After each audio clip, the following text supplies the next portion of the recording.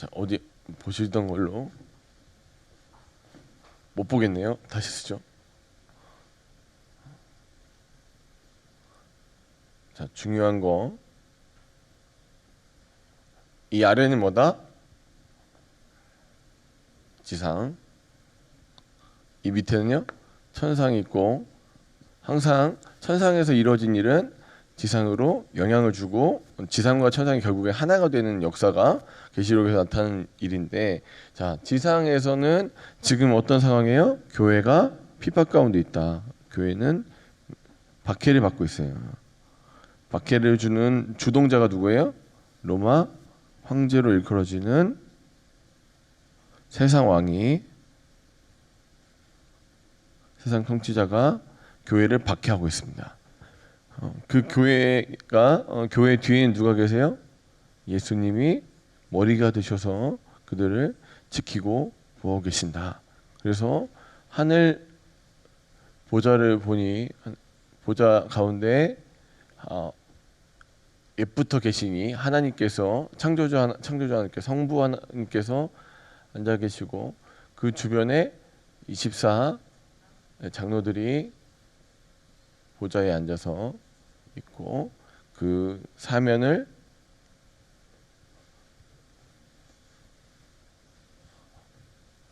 짐승 이 피조물을 대표하는 애들이 두르고 있는데 사람 얼굴을 가진 애, 사자, 또 소, 또 독수리. 그리고 오늘 이제 장면에서 보니까 이 주변에도 수많은 천군 천사들이 천군과 천사들이 두르고 있고 마지막에 그 앞에 우리가 또 항상 잊지 말아야 될 게 뭐가 있다고요? 이 보좌의 권위에 눌려 있는 유리바다가 있다.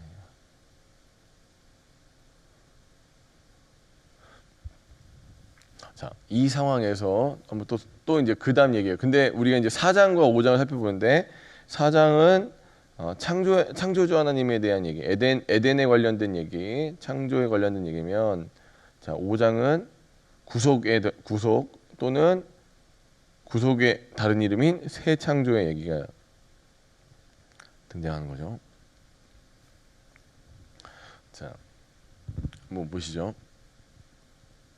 여러분, 그러니까 첫 번째로 요한계시록 여실 때 중요하게 생각하셔야 되는 게 하나 있는데, 종말은 나쁜 게 아니라는 거예요. 아시죠? 종말은 우리에게 반드시 필요해요. 그러니까 항상 얘기하지만 마치 군대 간 사람이 저녁을 기다리는 마음으로 종말을 기다려야 되는 거예요. 이게 이 땅에서 끝이 없이, 만약에 고난이 끝이 없으면 어떻게 생각하세요? 고난이 끝이 없다고 생각하시면 끔찍하죠. 생각만 해도. 근데 고난은 반드시 끝이 와야 돼요. 끝나야죠. 여러분, 고난도 끝나야 되고 이 문제가 있으면 그 상황들 정황들이 다 끝나야 돼요. 그럼 자, 여러분, 지금 보니까 이제 어린 양이, 아니, 하나님께서 이제 이 성부 하나님께서 뭘 들고 계세요? 두루마리를 하나 쥐고 있는데 그 두루마리가 어떻게 생겼대요? 7인으로 봉인되어 있어요. 근데 그 책이 열려야지 어떤 일이 벌어집니까? 종말이 오는 거예요. 이 세상이 끝나요. 근데 문제가 하나 생겼어요. 하늘에서도 찾아보고 땅에서 찾아봤는데 아무리 찾아봐도 이걸 뗄 사람이 없는 거예요. 이걸 감당할 만한 존재가 없어요. 그래서 요한이 어떻게 합니까? 종말이 안 오니까. 그렇죠? 여러분 고난 받고 힘들고 어려운 게 안 끝난다고 생각하면 여러분 반응은 어떠세요? 와, 신난다. 고난이다. 병원 가셔야 돼요. 그러면 고난이 안 끝난다 그러면 어떤 반응이세요? 고난을 별로 안 겪어보셔서 잘 모르시는 거예요. 고난이 안 끝난다. 크게 울겠죠. 요한 반응이 그렇습니다. 한번 같이 읽어볼까요? 자, 4절입니다. 5장 4절입니다. 같이 읽습니다. 시작. 그 두루마리를 펴거나 보거나 하기에 합당한 자가 보이지 아니하기로 내가 크게 울었더라. 반응이 당연합니다. 그러니까 이 땅에 지금 교회가 지금 뭐 그냥 있는 게 아니라 박해 가운데 있으면서 박살이 나고 있어요. 막 사람들 저 네로로 대표되고 로마 황제로 대표되는 그 로마 황제가 세상 왕이 교회를 박해하는데 그냥 박해하는 게 아니라 막 잡아다 죽이고 우리 한 내일 정도 해가지고 한번 영상 한번 보죠. 이렇게 막 사람을 죽이는데 너무 잔인하게 죽인 거죠. 흥미거리로 뭐 팔다리 잘라 죽이는 건 뭐 당연 일상이고 뭐 짐승한테 줘서 뭐 이렇게 물어 뜯겨 갖고는 죽고 심지어 어떤 게 있냐면 우리 그 간증자 중에 어떤 사람이 그러니까 사자한테 물렸는데 안 죽었어요. 어떤 식으로 물렸냐면 안면이 이렇게 드러내졌는데도 살아가지고 하나님을 갖다 계속 증거했다라는 기록도 있고 아무튼 뭐 세상 끔찍한 일은 다 했어요. 그러니까 너무 야만적으로 뭐 그런 거 있지 않습니까? 또 막 사람 몸에서 기름 나오니까 그 진짜로 이렇게 횃불로 썼다는 얘기 진짜 실제로 있고 이제 이런 것들을 다 보면은 이 땅에서 지금 박해가 안 끝나면은 이 뭐 모든 사람들이 다 죽게 생겼어요. 그런 상황이기 때문에 요한이 이제 그걸 또 봤잖아요. 그리고 본인도 끓는 물에 자기를 갖다가 이제 쳐넣었어요. 그런데도 당연히 죽은 줄 알았죠. 끓는 물에다 쳐놓고 이제 거기서 삶아 죽이려고 했는데 이 사람이 살아나오니까 이거 신이 저기 그 건든 사람 같으니까 혹시 우리 예전에 그런 거 있지 않습니까? 뭐 그 제사 지내고 나서 뭐 음식이나 물건 같은 거 잘못 만지면 동티 난다고 하죠. 그런 것처럼 재수 없을까봐 그러니까 자기네들이 좀 못 만지고 반모라는 이 그 사람 잘 안 사는 지역에다가 유배해 놓은 거예요. 만지기 싫어서 혹시라도 자기한테 무슨 일이 있을까봐 쫓아내서 거기서 지금 자기도 그런 상황을 겪고 있는 상황에서 참 박해도 안 끝나고 문제가 계속해서 터지는 상황이면 당연히 요한 입장에서 어때요? 크게 울었더라. 여러분 고난이 안 끝난다면 크게 울 수밖에 없죠. 그런데 희망이 없는 이 상황에서 장로 중에 한 사람이 얘기합니다. 뭐라고 하죠? 5절을 같이 한번 읽습니다. 시작. 장로 중에 한 사람이 내게 말하되 울지 말라. 유다 지파의 사자 다윗의 뿌리가 이겼으니 그 두루마리와 그 일곱인을 떼시리라 하더라. 아멘. 자, 누가 지금 이제 그 두루마리를 취할 자격도 있고 그것들을 이제 실행하실 거래요? 정확하게 얘기하면 유다 지파의 사자 다윗의 뿌리 이게 누굴까 해서 봤더니 이제 뒤에 나와요. 자, 보니까 어때요? 6절을 보니까 다시 한번 읽어보죠. 시작. 내가 또 보니 보좌와 내 생물과 장로들 사이에 뭐가 있어요? 한 어린 양이 서 있는데, 자, 이 어린 양이 누구냐? 유다 지파의 사자고 다윗의 뿌리라는 거예요. 자, 유다 지파의 사자는 이때는 그냥 제 라이온이에요. 그냥 어흥하는 사자예요. 자, 유다 지파의 사자고 다윗의 뿌리고 한 어린 양이 서 있는데 이 어린 양의 모습이 어때요? 일찍이 죽임을 당한 것 같더라. 죽임 당하신 어린 양이 보좌에 계시는 거죠.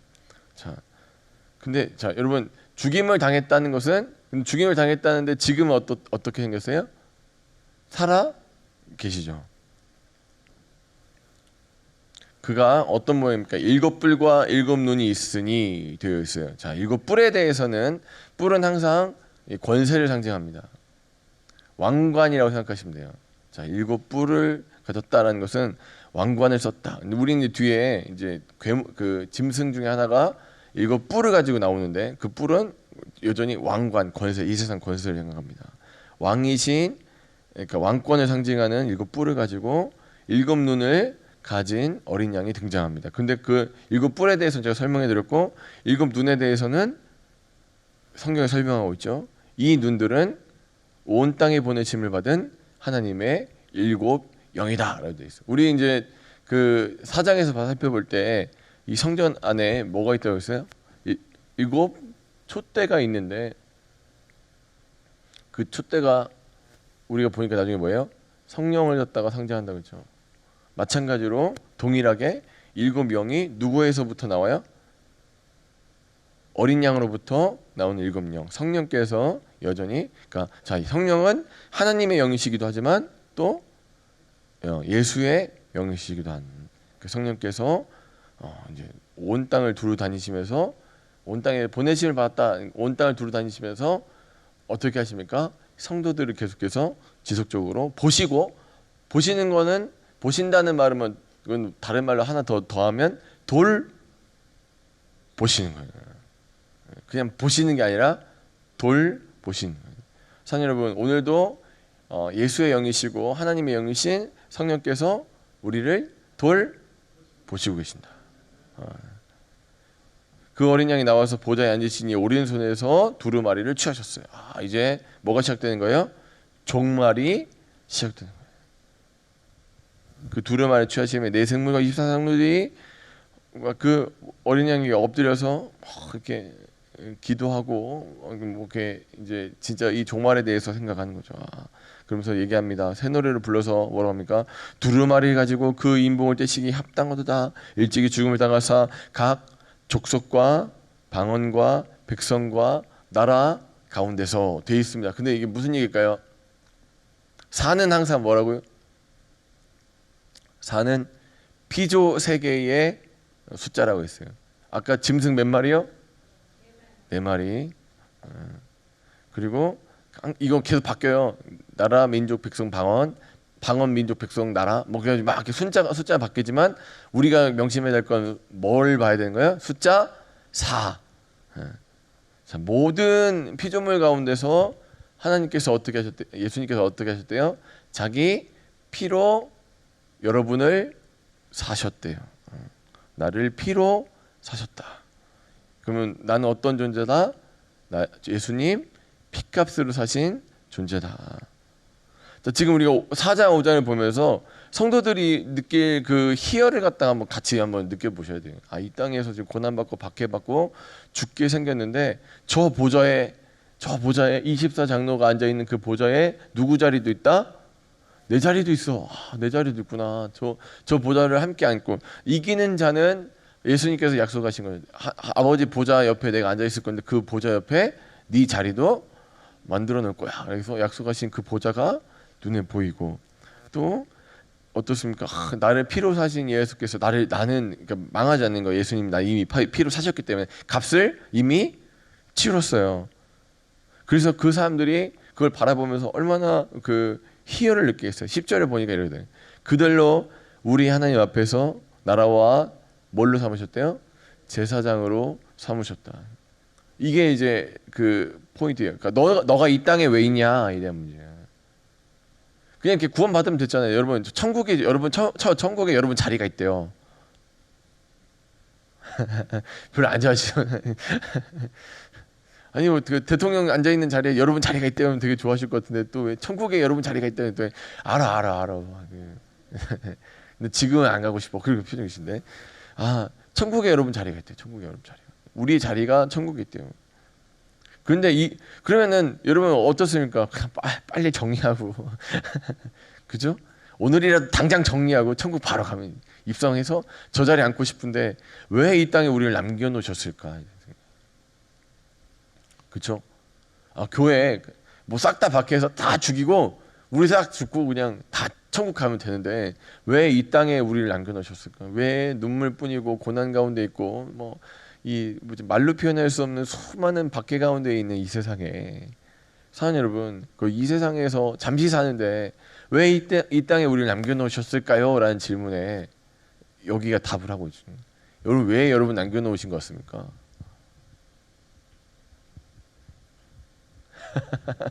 그걸 모르겠다 이놈아 그러시네. 저희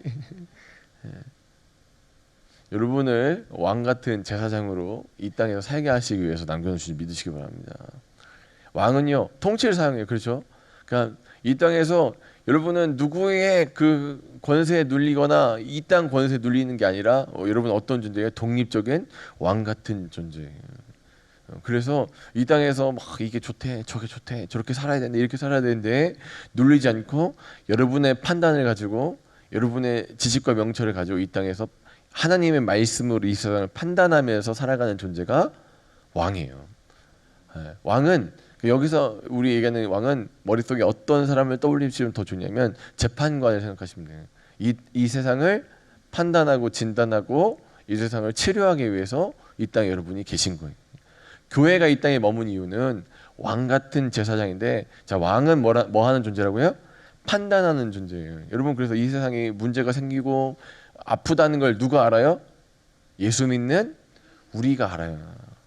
저 사람에게 예수가 필요하고 저 사람에게 복음이 필요하다는 걸 누가 진단해서 알아요? 왕인 여러분이 아는 거예요. 저 사람 정말 복음 필요한데 저 사람 진짜 예수 만나야 되는데 우리가 알았어요. 그럼 거기서 이제 알고 판단하고 끝나면 안 되고 왕 같은 뭐예요 여러분은? 제사장이에요. 제사장 하는 일이 뭡니까? 제사 지내는 거죠. 제사는 다른 말로 뭐냐면 신과 사람을 이렇게 소통하게 만들어주는 거예요. 제사는 그런 거죠. 하나님과 사람을 이어주는 거예요. 그런 존재로 누가 있어요? 여러분이 계신 거예요. 우리가 있는 거예요. 교회의 존재의 목표. 교회가 그렇게 박해를 받고 하지만 교회의 모든 성도들이 이 천국에 자기 자리가 있는데 거기로 바로 다이렉트로 가지 않고 왜 이 땅에 머물고 있는가에 대한 얘기는 왜 그렇습니까? 교회가 이 일들을 행해야 하기 때문에. 그래서 우리가 나중에 12장을 보면 뭐가 나와요? 교회를 상징하는 두 증인이 나오는 거예요. 이 땅 가서 박해받고 이렇게 나중에 심지어 죽임당하기까지 교회가 하는 일은 뭐예요? 이 땅에서 왕 같은 제사장으로 사는 것이죠.